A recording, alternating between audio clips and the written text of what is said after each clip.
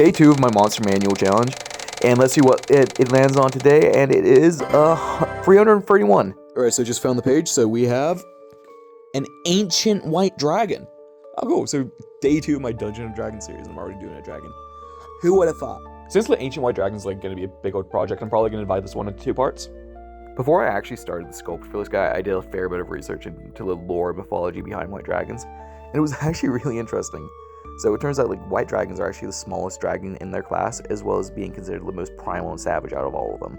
And that's definitely because of the environment in which they live in. And since the environment had such an important impact on this creature, I wanted to include like animals for a base reference that would actually exist in colder climates. So a lot of like this physical base is actually based around polar bears as well as like snow leopards, like some pretty prolific isolated like hunters. So I wanted to combine those, as well as like I wanted to give it like a lot of like power in its look. And like big cats as well as like bears are really good for that. Like, you know, if you look at one, you don't want to really go anywhere near it. And that's an idea I really like, as well as like the idea of this being like a storm incarnate. Like if you saw a blazing hurricane somewhere off in the distance, you know to avoid it. And the idea of like an ancient dragon like this, it being like the embodiment of a perfect storm, mwah, chef's kiss. So was that trying to really convey like this, yeah, do not mess with me sort of like approach for its design.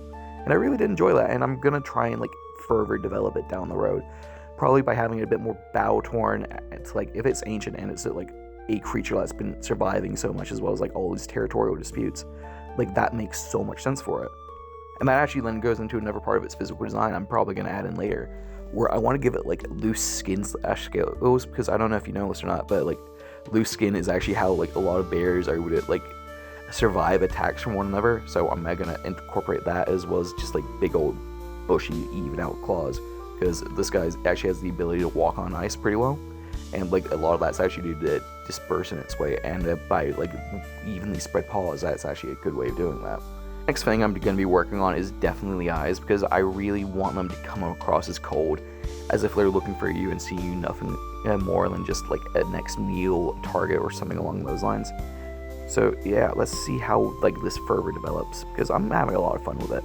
So here's how far I've gone on the ancient white dragon so far, and I'm probably going to do like another part tomorrow for this guy, because he's been pretty fun, and I would like to actually continue this guy, and probably get him all posed up and everything nice and pretty. So yeah, stay tuned for that.